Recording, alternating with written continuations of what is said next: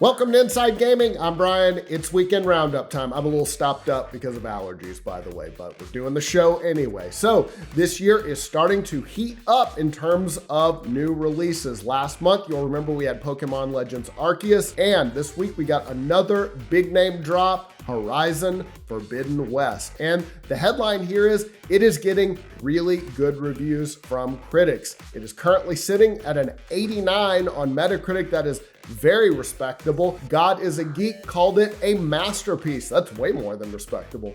With a gripping story and a world ripe for exploration. IGN called it a triumphant combination of enthralling combat, top-tier creature and character design, and a captivating open world, adding that Horizon Forbidden West is an absolute blast and fantastic showcase for the power of the PlayStation 5. GamesBeat said that anyone who digs these kind of dense map-based open world experiences is going to feel happy with what Guerrilla Games is offering here. And now for Sony, this is a much needed win over the last several months as the PlayStation 5 kind of found itself overshadowed a little bit by its competitors. Of course, Microsoft has attracted a lot of the headlines as it's been devouring everything in sight, most recently with its gigantic acquisition of Activision Blizzard. That has positioned Microsoft as not just a player in the video game space, but more of the 800-pound gorilla of video games now. It is now the new just colossus of video games, and there's nothing we can do about it. As for Nintendo,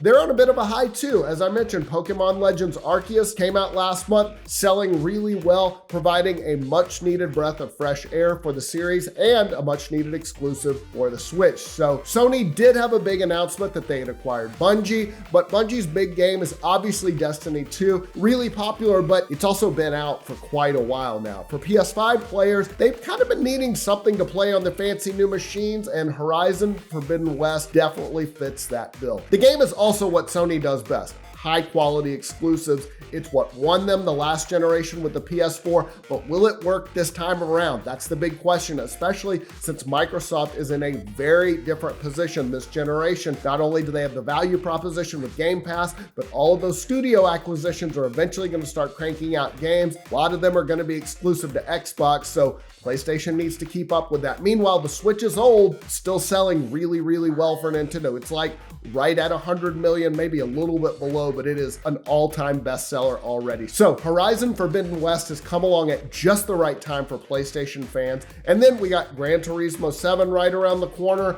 God of War Ragnarok is due out later this year. So this could be the beginning of a great year for Sony, and they need it because ultimately consoles are great, but you need games to play on those consoles. And speaking of consoles, here's another good piece of news for Sony. The PS5 out to an early, fairly significant lead on the Xbox Series X and S. PlayStation 5 sales were around 1.7 times greater than their Xbox Series X and S competitor as of the end of 2021. That's coming from the analytics firm Ampere Analysis. And Ampere research director Piers Harding Rolls told Video Games Chronicle recently he expects the PS5 to outsell the Xbox Series X and S 2-1 this year. That's a lot. He predicts Sony will sell 18 million PS5s this year versus 9 million Xboxes. So Sony is still clearly riding high off their win last generation with the PS4. There's a lot of brand loyalty there with Sony. People are following them into this generation. So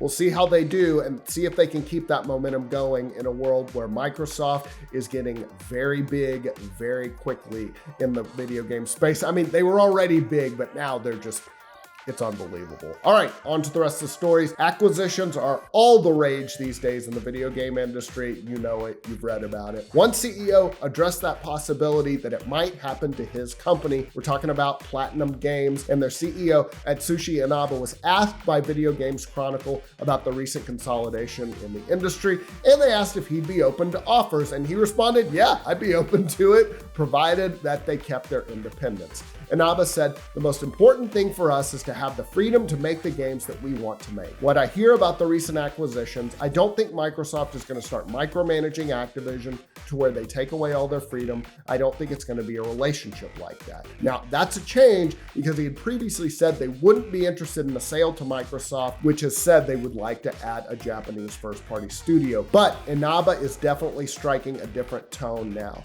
In talking about the acquisition of Activision, he told Video Games Chronicle. I think there's going to be a lot of mutual respect there, and I think Activision will be able to continue doing what they do best. That's also what's most important to us at the end of the day, whatever form that takes for us and for our company. So I would not turn anything down as long as our freedom was still respected. Platinum Games, pretty big name remaining out there, so we'll see if they get gobbled up too. On to Lost Ark, the new Diablo-esque MMO. It's gotten really popular really quickly. The game, which just released in the West, hit an impressive milestone. It passed 1 million concurrent players on Steam in just 24 hours. I checked earlier this week. It was #1 when it came to current players with more than 870,000, ahead of mainstays like CSGO, Dota 2, PUBG Battlegrounds. Now, of course, this crush of players has caused huge server issues. Lots of people were having to wait in queues just to start playing.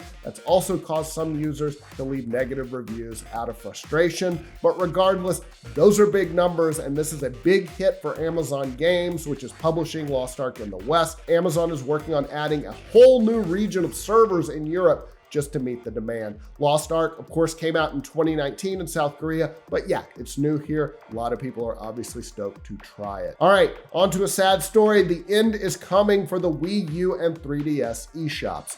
Nintendo announced that in about a year, it won't be possible to make purchases from either shop. That will happen, quote, in late March of 2023. And at that point, it won't be possible to download free content either, like game demos. Now, as that date gets closer, Nintendo is also going to wind down other related services. For instance, as of May 23rd of this year, it won't be possible anymore to use a credit card to add funds to an account in the Nintendo eShop on Wii U or the 3DS. And as of August 29th of this year, it won't be possible to use an eShop card to add funds to an account on the eShop on the Wii U or the 3DS, but you can still redeem download codes until late March of 2023. In a Q&A, Nintendo said that this is part of the natural life cycle for any product line as it becomes less used by consumers over time. However, for games you already own, you'll still be able to re-download those games and the DLC, as well as software updates, and online play for the Wii U and 3DS won't be affected. All right,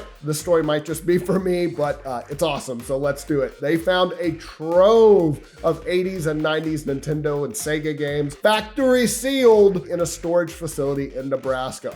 This is one of those, it's like Storage Wars come to, it's so awesome. It was discovered by the Nebraska-based reseller Game Room. They posted a video of their find, which was incredible. It included stuff like a sealed version of Chrono Trigger on the SNES that's valued at more than $2,400, a sealed Teenage Mutant Ninja Turtles 4 Turtles in Time that's worth over $1,400, Final Fantasy 3 worth over $1,200. They also found copies of Aladdin on the SNES, which is worth a lot less, but it's still kind of cool. According to Game Room, the collection dates back to 1994 when a Nebraska video game store closed. They packed up their inventory and just put it in storage.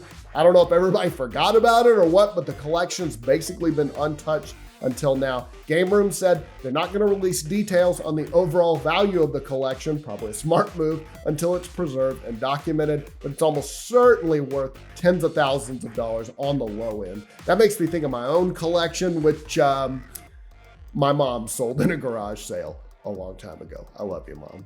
All right, time for a 5-second review.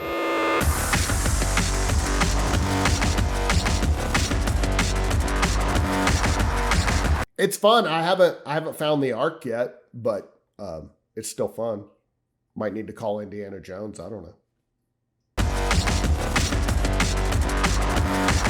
All right, let's talk about the games coming out next week. First up, Sol Cresta. Rise like the phoenix and take back the sun. Neoclassic shooting strikes back. Dock, split, and form up. Pilot 3 fighters and take back the sun from the clutches of evil in this freeform shooting game with the spirit of 80s shooting classics, Moon Cresta and Terra Cresta. Comes to PC, PS4, and Switch February 22nd. Tiny Combat Arena is an approachable combat flight simulator sporting a stylized look and various game modes. Dogfight your way away in the arena and in quick action or craft your own scenarios and take part in a vast war with objectives and friendly armies to support. Comes to PC February 22nd. Edge of Eternity Cloud version. Wage epic turn-based battles as you follow Darian and Celine on their quest to find a cure to the all-consuming corrosion in this grand tale of hope and sacrifice created by a small team of passionate JRPG lovers. Comes to Switch February 23rd. Final Fantasy VI Pixel Remaster. The original Final Fantasy VI comes to life with completely new graphics and audio,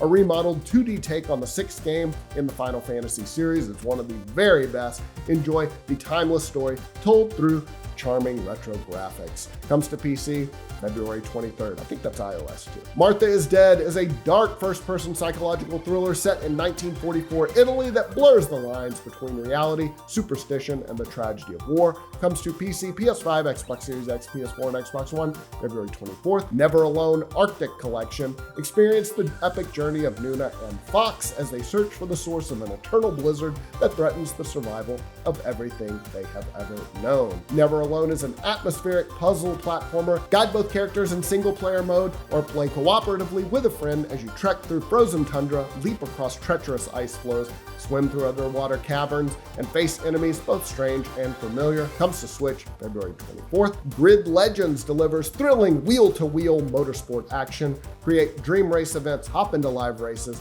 experience a dramatic virtual production story, and embrace the sensation of spectacular racing. Comes to PC, PS5, Xbox Series X, PS4, and Xbox One February 25th. And finally, it's the big one, Elden Ring, rise tarnished and be guided by grace to brandish the power of the Elden Ring and become an Elden Lord in the lands between. This has a vast world where open fields with a variety of situations and huge dungeons with complex and three-dimensional designs are seamlessly connected. As you explore, the joy of discovering unknown and overwhelming threats awaits you, leading to a high sense of accomplishment. In addition to customizing the appearance of your character, you can freely combine the weapons, armor, and magic that you equip. You can develop your character according to your playstyle, such as increasing your muscle strength to become a strong warrior or mastering magic. It's got a multi-layered story told in fragments, an epic drama in which the various thoughts of the characters intersect with the lands between. Comes to PC, PS5, Xbox Series X, PS4, and Xbox One February 25th. That's all the news I got for you this week, guys. Hope you're having a great weekend. We'll see you soon.